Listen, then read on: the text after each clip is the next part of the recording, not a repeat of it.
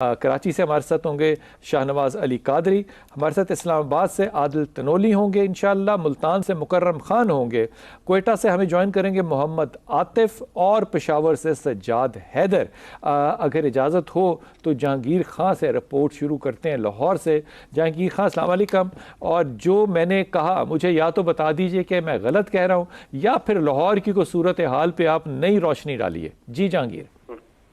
वालेकुम सलाम बिलाल साहब। लाहौर में इस वक्त दो बड़े तरीका वारदात जो है वो बड़ा पीक पे हैं। अब इन तरीका वारदात को अडॉप्ट करने में कोई एक गैंग है या मल्टीपल गैंग्स इन तरीका वारदात के तहत काम कर रहे हैं, ये अभी हतमी तौर पर नहीं कहा जा सकता। और ये दो बड़े तरीका वारदात कुछ इस तरह से हैं कि बैंकों के अंदर तक जो है वो जराइम पेशा अफराद की रैकी होती है और बैंकों के अंदर से वो रैकी करके रकम निकलवा कर जाने वालों का ताकुब करते हैं और रास्ते में उनसे तमाम निकलवाई गई रकम छीनते हैं और मजामत करने पर फायरिंग करके कत्ल कर देते हैं। इसी पैटर्न के तहत काफी सारी वारदातें लाहौर में हो चुकी हैं। हालिया वारदात में एक शख्स को डाकुओं ने इसी तरह से उसका ताकुब किया, बैंक से निकलते हुए उससे 10 लाख रुपए छीने और उसको फायरिंग करके कत्ल कर दिए। ठीक। जबकि जो दूसरा तरीका वारदात है उसमें यह है कि गाड़ी स्नैच करने के दौरान जो कार लिफ्टर गैंग्स हैं वो गाड़ी में सवार शख्स को भी साथ ही अगवा कर लेते हैं, उस पर टॉर्चर किया जाता है और फिर रास्ते में कहीं उसको छोड़ दिया जाता है। इसमें एक हालिया वारदात में एक खातून को इसी तरह से किडनैप किया गया। ये फेज 5 की बात कर रहे हैं अब लाहौर की? जी, फेज 5 में खातून से गाड़ी स्नैच की गई और फिर रास्ते में उसको उतार दिया गया। फिर इस तरह से एक पुलिस। अच्छा, वो खातून की गाड़ी वो ले गए थे? जी, गाड़ी वो साथ ले गए थे। वैल्यूएबल्स थे, कुछ मोबाइल फोन था, अमाउंट थी, कैश था, वो सब कुछ साथ ले गए थे। इसमें पुलिस ने मुकदमा भी दर्ज किया है। अब इस हवाले से जो पुलिस तस्दीक करती है कि एक गैंग है जो कि रावलपिंडी में एक बिलाल साबित नामी डकैत पुलिस मुकाबले में मारा गया था, ये उसी गैंग का हिस्सा है और अपने गैंग लीडर के मारे जाने के रिएक्शन में रद्द अमल के तौर पर लाहौर में उन्होंने ये वारदातें स्टार्ट। अच्छा जहांगीर, मुझे ये बताओ कि क्या ये मुमकिन है कि ये जो पुलिस का एक डिपार्टमेंट होता है, मैं जानता हूँ खास तौर पे क्योंकि उसमें हमारा एक जानने वाला अल्लाह ताला से जन्नत नसीब करे वो हुआ करता था, जो कि कंट्रोल्ड क्राइम जितने भी होते हैं, ऑर्गेनाइज्ड क्राइम, सिर्फ उन्हीं को फोकस करता है। तो क्या हमारी पुलिस को पता नहीं होता कि गैंग ऑपरेटिव है? बिल्कुल, पुलिस के इल्म में होता है कि गैंग ऑपरेट कर रहे हैं, कहां से माइग्रेट इन गैंग्स ने किया है, किस एरिया में अभी माइग्रेट करेंगे, ये सारी इंफॉर्मेशन होती है। लेकिन इन गैंग्स को बस्ट करने के लिए एक टाइम जो है वो चाहिए होता है पुलिस को, क्योंकि मुख्तलिफ लोग हैं, स्कैटर्ड हैं, वारदात करके कहाँ छुपे होते हैं ये तयन करना मुश्किल होता है। इसके लिए पुलिस जो पहले से गिरफ्तार मुल्जिमान होते हैं, जो डकैत होते हैं, उनसे इंटेरोगेट करती है कि ये फलां वारदात हुई है, इसमें कौन इन्वॉल्व हो सकता है। फिर अब तो फोरेंसिक्स के तहत भी काफी सारी। जहांगीर, लाहौर शहर में खास तौर पे जराइम के लिए कोई एलोकेशंस हैं कि नहर के इस पार ज्यादा या उस पार ज्यादा, या पुराने शहर में या नए शहर में ज्यादा जराइम होते हैं, या अक्रॉस द बोर्ड है? इसमें ये इस तरह से है कि लाहौर में बिलाल साहब 84 पुलिस स्टेशन हैं, जिनमें से 70% पुलिस स्टेशन जो हैं वो उसके बारे में कहा जाता है कि ये जराइम का गढ़ है। उनमें से जो top of the list police station हैं उनमें शाहदरा है, कहना का इलाका है, जोहर टाउन का इलाका। अब इन तीन थानों की अगर बात की जाए, जो उनकी हदूद की बात की जाए, तो इनमें से अब कैटेगराइज कर लें कि जोहर टाउन के इलाके में या जो पोश इलाके हैं वहां पर स्नैचिंग, रॉबरी, हाउस रॉबरी की वारदातें ज्यादा होती हैं।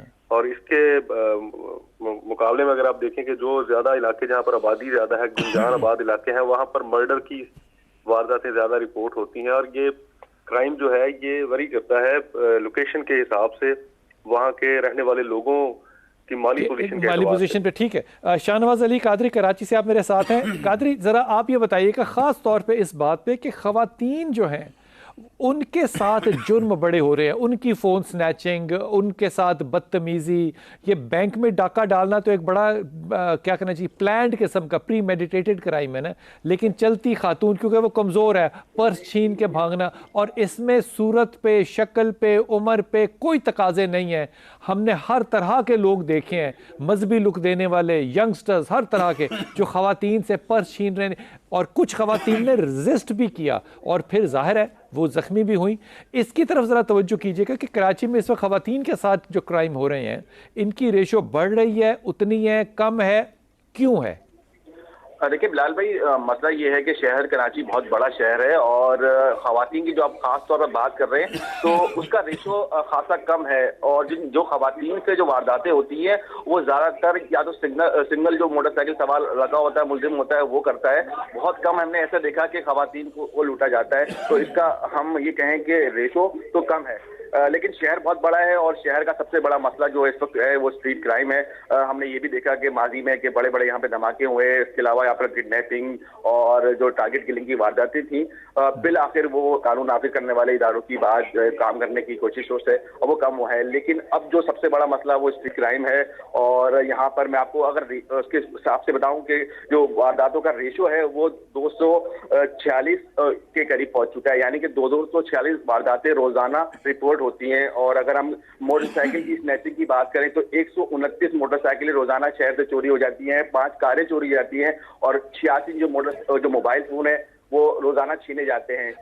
जो मोबाइल फोन छीने जाते हैं ये जो इसकी रिपोर्ट है वो 70% नहीं होती और शहरी जो है कोशिश करते हैं कि इसको रिपोर्ट ना कराएं। और आपकी बात कादरी बिल्कुल ठीक है। मैं लाहौर के अंदर कैंट के बहुत मशहूर चौक पे खड़ा था और एक बच्चे ने आके, बच्चे ही कहूँगा, उसको चोर था, उसने आके मेरा मोबाइल निकाला, फिर उसकी तसल्ली नहीं हुई, फिर उसने मेरा एयरफोन खींचा।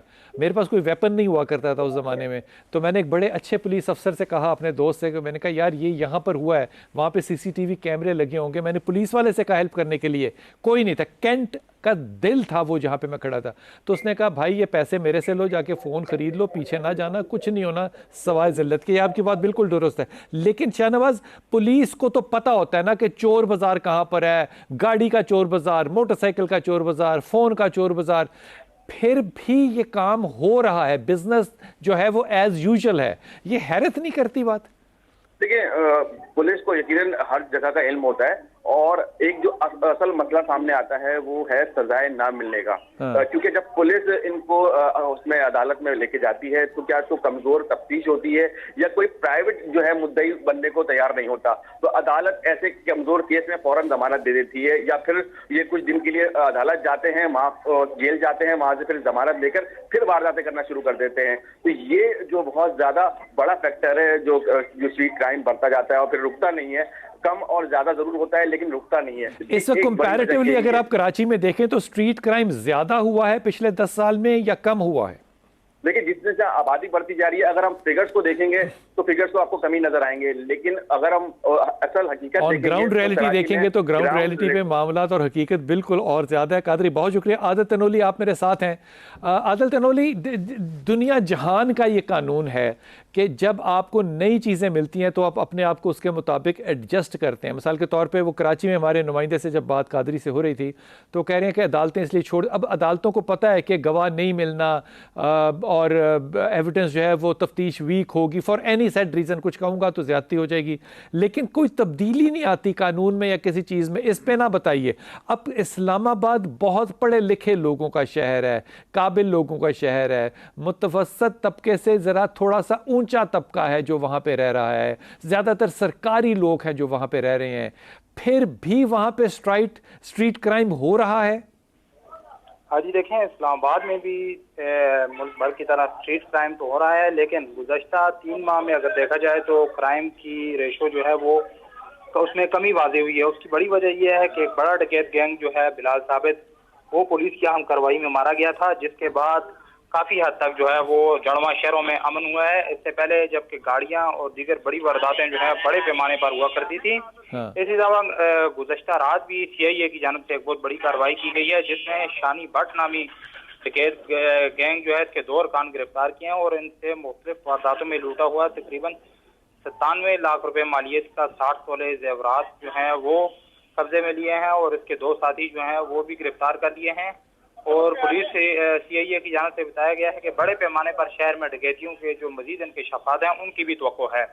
इसके अलावा अगर बात की जाए क्राइम की तो गुज़श्ता हफ्ते ही इस्लामाबाद का थाना कुराल है जिसके इलाके में एक मुलजिम जो कि पुलिस हिरासत में था, उसकी निशानदेही पर दीगर मुलजमान की गिरफ्तारी के लिए पुलिस जा रही थी तो रास्ते में दीगर साथियों की जानिब से पुलिस पार्टी पर फायरिंग भी की गई और अपना एक साथी मुलजिम जो कि पुलिस हिरासत में था हथकड़ी समेत उसको लेकर फरार हो गए। ये तमाम तर सूरत हाल है इस्लामाबाद में क्राइम की। और इसके अलावा सेफ सिटी के जो मामला हैं उसके ऊपर भी पुलिस की जानिब से फोकस किया गया है कि काफ़ी हद तक सेफ सिटी के जो कैमरे हैं उनको उनकी मदद से मुल्ज़मान तक वो तनोली साहब वो चक्कर ये है कि वो सेफ सिटी के कैमरे तो तब काम आएंगे जब वो वर्किंग कंडीशन में होंगे। तो अब तो माशाल्लाह ताला पिछले कई महीने से ई चलान भी नहीं आया क्योंकि कैमरे नहीं बेचारे काम कर रहे, तो ई चलान जो है वो कहाँ से आएगा।